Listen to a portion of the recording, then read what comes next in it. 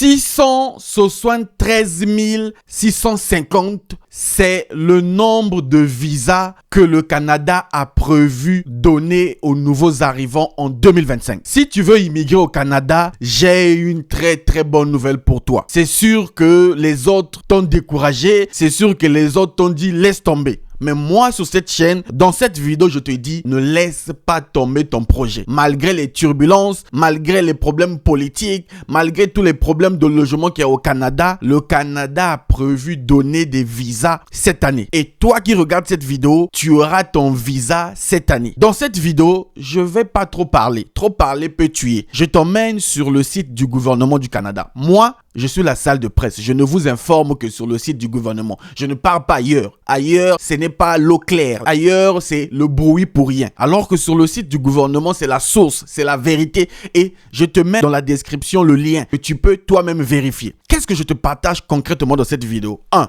Le nombre de visas prévus pour 2025. 2. En commençant à diviser ces types de visas. Parce qu'il y a les visas pour les visiteurs, il y a des visas pour les travailleurs, les résidents permanents, les regroupements familiaux. Je vais tout te montrer. Et comme bonus, à la fin de la vidéo, je vais te montrer quel est le meilleur programme par lequel tu vas immigrer au Canada en 2025. Je veux commencer cette vidéo en vous disant merci. Merci parce que grâce à vous qui me suivez chaque jour, chaque semaine, nous avons pu créer une grande communauté pour aider des milliers et des milliers de personnes à immigrer au Canada. Donc je me sens aujourd'hui redevable envers vous et je suis très sincèrement honoré de vous servir. Donc je voulais vraiment pour ceux qui s'abonnent vous dire merci. Et je voudrais vous demander un service. Si vous voulez immigrer au Canada et que vous voulez que cette chaîne vous aide sur le long terme, sur les années à venir, que nous puissions créer une grande communauté, aider encore plus de personnes cette année, cela passe par une simple chose. Une chose que tu peux faire dès maintenant. Simplement appuyer sur le bouton abonner. Tu peux t'abonner parce que si vous vous abonnez, la chaîne va grandir. Nous allons toucher plus de monde et nous allons aider plus de personnes à immigrer au Canada. Grâce à l'information, grâce à la formation et tout ce que nous faisons sur cette chaîne. Donc, merci à toi qui t'abonnes. Merci pour cette communauté qui ne fait que grandir. Alors, pour toi qui t'abonnes, j'ai un cadeau pour toi. Un cadeau pour te dire merci. Si tu veux immigrer au Canada, il te faut obligatoirement le diagnostic de ton profil. Le diagnostic te permet de savoir quel est ton profil, quel est le programme par lequel tu peux immigrer. C'est la première chose qu'on doit faire si on veut immigrer au Canada. La bonne nouvelle, c'est que tu t'es abonné sur cette chaîne, tu viens de t'abonner, je te donne ça en cadeau gratuitement. Écris-moi sur mon WhatsApp qui s'affiche ici. Ok, notre WhatsApp officiel, certifié, réussir officiel. Tu dis, Monsieur Lutte, je suis abonné et je veux le diagnostic gratuit de mon profil. Je vais te donner le diagnostic de ton profil gratuitement. Je vais te recommander le programme par lequel tu peux immigrer au Canada cette année. Et en plus, je te donnerai le lien du programme sur le site du gouvernement. Voilà ce que je voulais vous dire. Allons-y donc sur l'écran de mon ordinateur, découvrir ce que le gouvernement vient d'afficher.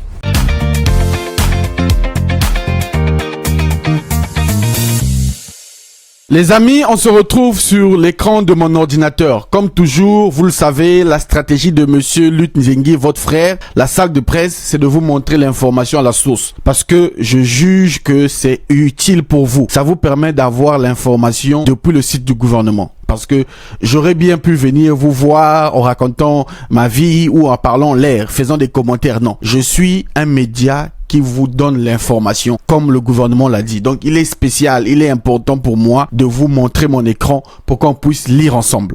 Alors, si vous voulez le lien, vous connaissez déjà, allez-y dans la description de cette vidéo, il y a un lien, vous cliquez sur le lien, vous serez sur le même site que moi. Quand on partage la nouvelle, faut pas garder ça pour soi, il faut partager pour tout le monde. Même si je sais qu'il y a des chaînes YouTube qui viennent prendre des nouvelles chez moi, mais c'est pas grave. Le but c'est de propager la bonne nouvelle et aider les gens qui ont des projets d'immigration à concrétiser leurs projets. Alors, gouvernement du Canada, renseignements supplémentaires sur les plans d'immigration 2025-2027.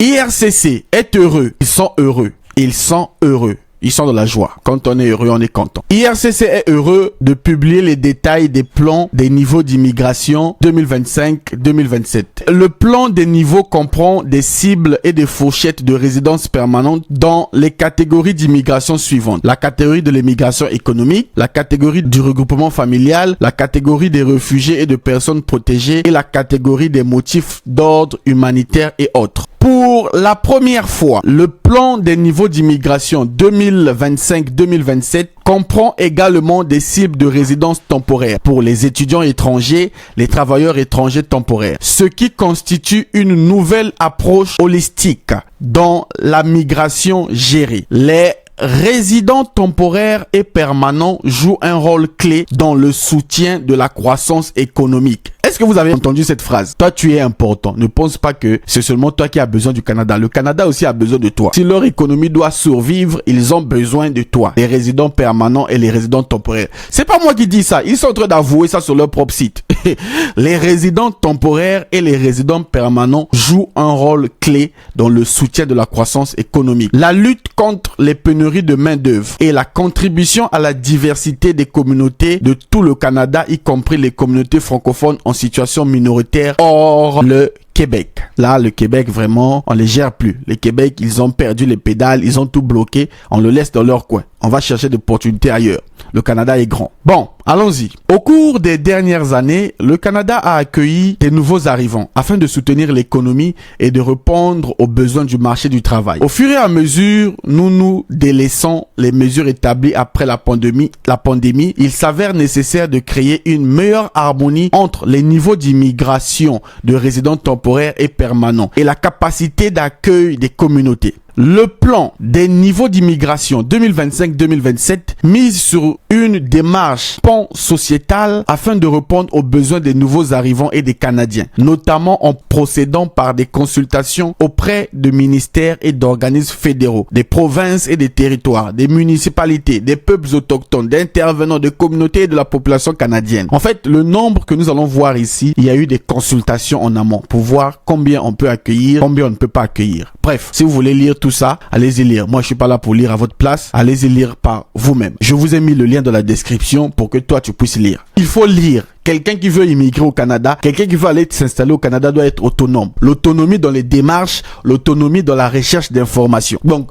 ne pense pas que je dois lire tout à ta place. Je ne suis pas là pour lire à ta place. Je te partage le résumé de l'info. Je te donne le lien. C'est de ta responsabilité d'aller lire. Bref, revenons à nos moutons, comme on le dit souvent. Des niveaux d'immigration 2025-2027. Alors, on commence par les résidents temporaires. Alors, les résidents temporaires ici, c'est ceux qui viennent pour un temps. Tu ne viens pas pour toute la vie, tu viens pour un temps. On a bien dit temporaire. C'est temporaire, c'est pour un temps. Alors, pour 2025, nombre total d'arrivées, 673 650. 1000 places en 2025. Les amis, c'est pas moi, c'est pas moi, c'est eux-mêmes. En 2025, au total, il y aura 673 000.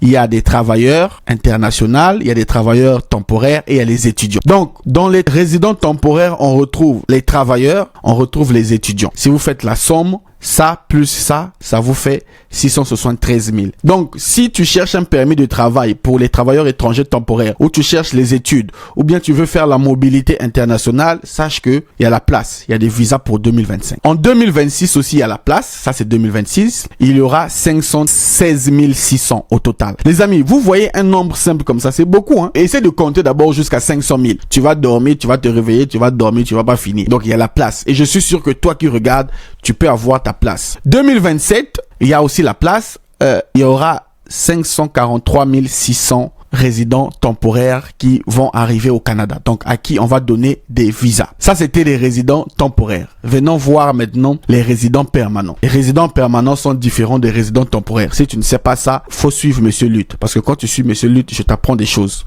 C'est ça la mission de réussir. Alors, allons-y. En 2025, il est prévu qu'on puisse donner 395 000 résidences permanentes. Ça, c'est en 2025. C'est pas moi qui dis ça, c'est le gouvernement. Donc, cette année 2025 là, ma mission, c'est de faire de toi qui regarde cette vidéo l'un de ceux qui vont avoir le visa parmi les 395 000 nouveaux résidents permanents prévus pour 2025. Pour 2026, il y a 380 000 places disponibles pour 2026, l'année prochaine.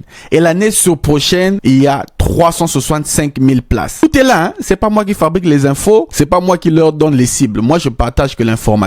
Donc, ne venez pas dire non, monsieur Lutte, c'est lui qui fabrique les infos. Donc, tout y est. Allez-y lire les détails. OK?